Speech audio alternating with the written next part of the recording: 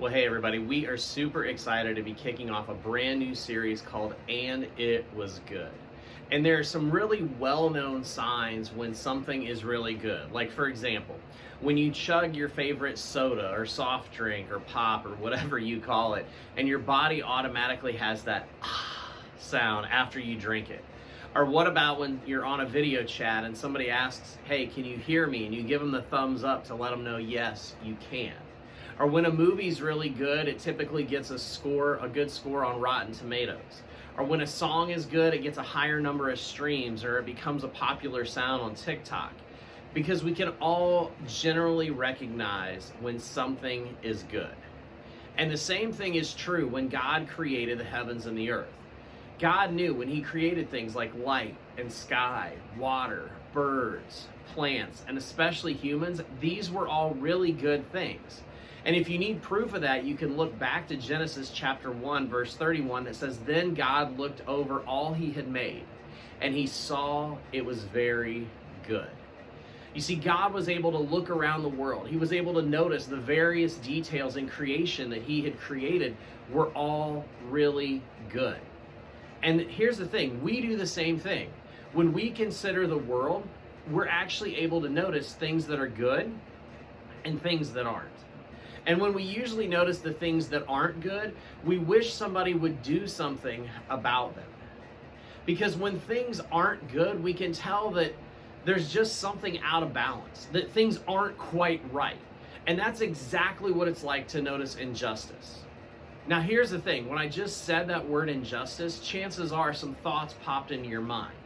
And so before we go any further today, I want to just kind of set the groundwork for where we're going to go over the next 4 weeks in this series. And to do that, we need to start with some definitions. So first and foremost, when we talk about the topic of justice, it's important to understand that justice simply means something is right, fair, or equal. Something is right, fair, or equal. Now, in other words, you know something is good. And injustice is just the opposite of that. It's when things are not good, or things are not fair, or things are not equal. So when we talk about injustice, we're going to use this definition. We're talking about the things in our world that are unfair, unequal, and not right. But if we're being honest, you really didn't need me to define injustice, did you? Because for most of us, there's something that when you heard that word, it came to your mind the minute you heard it. Maybe you've witnessed somebody who's experienced prejudice. Or maybe you've witnessed, people purposefully choosing not to care for how their actions might impact things like the environment around them. Or maybe there's something more local here in our community that feels so unfair and it's right around the corner and you notice it all the time. Maybe you're experiencing injustice personally and you know the pain all too deeply. Or maybe you've went the opposite extreme, where you've used social media, something on TikTok caught your attention and helped you notice an injustice that you've never experienced, but has caught your attention. And what I'm getting at here is that when we hear the word injustice, something comes to our minds. In fact, it's one of the things I really love and I really admire about this younger generation, is because maybe more than any other generation in history, you're aware of the injustices that are happening all over the world. But the real question that we face in our world today is not, does injustice exist? Because we know that it does. But the question that we need to wrestle with is this one right here, which is, why doesn't somebody actually do something about the not so good things in the world? And that's the question that we're going to wrestle with for the rest of this series, is what does it look like? Whose job is it? And why should we respond to injustice? Why should we help to turn things from bad to good?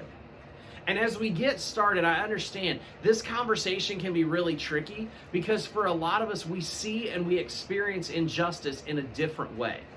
For some of you, this may feel really heavy because you've been thinking about injustice for a long time. Because like I said, you've experienced it yourself. You've seen how it affects your family and your friends. And this topic is really personal and it hurts. And if that's you right now and you've experienced injustice in your own life, I just want to let you know we're sorry. Because what you're walking through isn't okay. And if you take anything away from this message today, let it be that here in our student ministry, we don't ignore things that hurt each other. We want it to be a safe place where you can not only talk about your real life experiences, but where you can find real friends who love and support you through them. Now, on the flip side, we understand that not everybody has experienced injustice. Maybe nobody's ever been hurt by injustice. And instead, you may be surprised by it.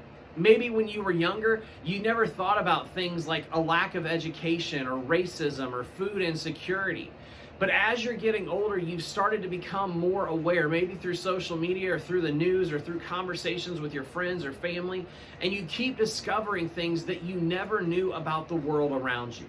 And maybe you even find yourself asking the question, well, why doesn't somebody do something about that? And maybe you started to ask questions that you've never asked before. Maybe you started to ask questions when you think about this topic of justice and injustice, like, well, why are there some students who never get in trouble when they should, and other students always get in trouble even if they're not doing anything wrong? Or what about this? Why do people act like it's okay to make jokes that are racist or sexist or ableist, which is something that makes fun of people with disabilities or physical issues? Or what about this one? Why does that kid continue to get bullied and nobody seems to care enough to help put a stop to it? Or what about this one? Maybe some of you have thought about this. Why does one person in our friend group go home to a house that feels unsafe while others of us don't even have to worry about it? Or what about this final one? Why are there so many little kids in our community who don't get to eat on days when there's no school? Why is the 3 meals a day not normal for everybody? You see, my point is simply this, is that when we see injustice through our own experience or through someone else's, it should make us ask some hard questions. It should make us wonder, how don't other people see this? Or how did we not see it before? You see, it's not that we didn't care about injustice. I think sometimes we just don't do anything about injustice because we're not really close enough to see what's really happening to ask the hard questions. So today, as we turn our attention to the words of Jesus, Jesus made a habit of pointing out a lot of things that people hadn't noticed before. And one of the things that people asked Jesus a lot during his earthly ministry was, well, who's doing good? Or who's got this all together? And more importantly to them, who's definitely not got it all together? And maybe they didn't exactly say it like that, but this was a kind of question that came up over and over again in a variety of ways. And as Jesus did in so many conversations, he answered their question with a story. Here's what Jesus says to differentiate between the good and the not so good.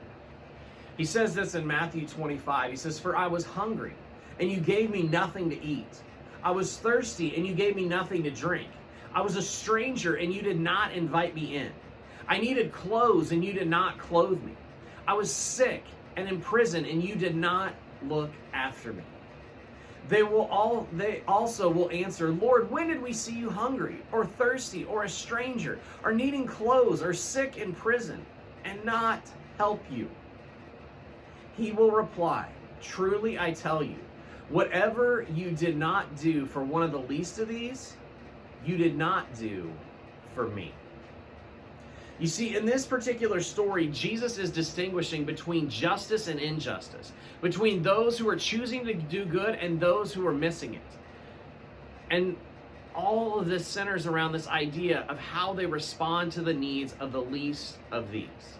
Now, the least of these are people who Jesus defined as prisoners, or hungry, or sick, or strangers. In other words, these were people who needed the most help, people who feel the most pain, people who got the worst treatment. And now that may seem a little bit extreme to us today, but remember the level of shock expressed in their response when Jesus makes this claim to them. They said, "When? When did we not see you? When did we not clothe you, or feed you, or give you water?" It's as if they were saying, no, Jesus, not me. I would never do that. And here's the thing, Jesus wasn't referring to himself specifically in this illustration, but he wanted to make a point. And the point was this, that not only did they not do something about the injustice, they didn't even see it. And when you miss seeing those people who need help, you're not just missing out on seeing injustice. When we don't see it for what it really is, or when we don't really grasp that we need to do something about it, we're missing out on what it means to truly follow Jesus. We're missing out on part of what it means to follow Jesus himself. Now remember, this is a story about justice and injustice. And Jesus is really clear with the answer, because he's basically saying this, that God's people are those who notice and act when it comes to injustice. God's people are those who notice and act when it comes to injustice.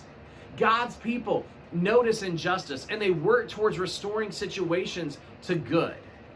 But I'm not saying that good deeds are what it takes to start a relationship with Jesus. But I am saying that as you get to know God more and you grow in your relationship with him, you will see that Jesus always cares about injustice. He always speaks up for other people. He always fights for what's right. And if you follow him, you'll become more like God in that way. And you'll begin to care more about things that God cares about. And because of Jesus' example, you may start to see injustice differently than you ever have before. You may be compelled to actually do something. And don't worry, we'll talk more in the weeks to come exactly about how to kind of do stuff to combat injustice. But for now, let's start with one thing that we all have to realize when we try to turn things from bad to good. And it's simply this, is that justice says good enough isn't good enough. Justice says good enough isn't good enough. And that's the realization where we all need to start today, is we need to be able to make a conscious choice that when it comes to working against injustice, we can't just settle. We need to notice the injustices in our world daily, in our ordinary world, and we need to decide that the instances that deserve our full effort and attention. And we'll have to grow in this. And sometimes, I understand settling is just easier. And sometimes doing good enough, it seems like it should just count as a good try. But when it comes to people being valued and treated appropriately, we've got to do better than just good enough. So here are 3 simple things that we can do together. The first is this, is to get close enough to notice. We need to get close enough to notice. We need to pray that God would open our eyes to see things the way that he sees things. Then we would need to spend some time with people who are different from us. And here's the thing, that doesn't come naturally to anybody. We tend to naturally gravitate towards people that are like us. But in order to notice what's really going on in the world around us, we have to get to know the people in our world, not just the people in our immediate circle. So get close enough to notice. Start a conversation with somebody in your class. Sit next to somebody in the cafeteria who's different from you. Get a job that will help you meet people outside of your own school. Volunteer somewhere. Put yourself on a path to interact with different people. These are ways to get close enough to other people to see the world from someone else's eyes. And in addition to that, you can also make an effort to learn about others' experiences on your own. Watch a movie about injustice. Do some research on an organization that are working to make a difference in the world. Start discovering what's happening in the world and in your community. Second, be curious and listen. The quickest way to notice and understand injustice is to simply listen to people who are experiencing it. When someone tells you that they're experiencing injustice, listen. And don't just listen, but try to learn as well. Imagine yourself in their shoes. Think about what it is that they're really saying. And here's a heads up. It will make you uncomfortable, especially if it's an injustice that you've never experienced, or worse, that you may have not even realized that you've participated in. And this is where the conversation gets real, because it may be tempting at this point to bail. And as a survival instinct, we're wired against being uncomfortable. We dislike being uncomfortable. But in this case, discomfort isn't necessarily bad. It's actually a good sign, because when we're learning from others and about their experiences with injustice, because of that, we learn about the bad things in the world. The bad things, the unfair things, the unequal things, and those things should make us uncomfortable because we know what good looks like. And so it begins by noticing, the fact that God wouldn't consider these things to be good. And so keep listening. Try to learn. And when you hear about injustice, be curious, even if it's a little bit uncomfortable. And be curious about your own experience too. You might realize that you've experienced an injustice, but you've brushed it off because you don't want to draw attention to it, or everybody keeps telling you, well, it's really not a big deal. Or maybe you've participated in injustice without realizing it. And you know what you'll discover. Here's the thing, you can't know what you'll discover until you get curious. So be open to what God may be showing you. And then third, be courageous enough to name it. That means if it's wrong, say it's wrong. If it's unfair, call it that. When you notice injustice around you or even in you, be courageous enough to call it what it is. Identifying injustice takes some power because we can't change what we don't notice. We can't acknowledge what we don't acknowledge, or we can't talk about it if we just keep it, silent. And this may be the hardest part for you. It's risky, it's awkward, it's uncomfortable, but it's so important because once we name injustice, we feel ownership and the responsibility to do something about it. You see, so much of following Jesus is all about learning to see and think and live in a way that doesn't come naturally to us. You have the opportunity to be the generation to do something more than just making situations good enough. You can actually make them good. You can bring good to areas where things have seemed impossible. But the first step towards doing good is actually noticing when things aren't good and helping other people to notice them as well. That's why when we gather here in person, we have small groups. Because there we talk about real and difficult topics. We help each other notice things that we maybe haven't before. And in fact, your small group leaders are a great person to talk to as you process and discover new ways to notice how you can help to turn things from bad to good in the world. So as we wrap up our time together today, I want to direct your attention to this quote from Maya Angelou, a famous writer who wrote about injustice a lot. And here's one of my favorite quotes that she ever gave. It says, "Do the best you can until you know better. Then when you know better, do better." That's what this series is all about. Learning more so we can know better and ultimately do more good. Well, thank you so much for checking out this first week of our series, And It Was Good. We hope that it's been helpful and informative to you. We hope that you'll check out the next 3 weeks as we journey through this topic and talk about specific ways for us to tackle the topic of injustice, because I do truly believe that your generation has the capability to have the most impact that any generation has ever had in the world before.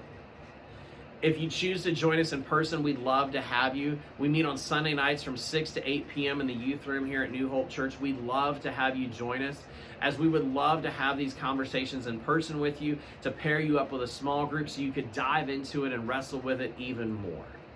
Have a great and wonderful rest of your day and an amazing week, and we encourage you to look for the injustices in your world. Maybe they're injustices that have happened to you personally, or maybe they've happened to somebody that you know. And if they've happened to somebody else, listen and learn and seek to find ways to help battle those injustices. Have a great and wonderful rest of your day, and we hope to see you soon.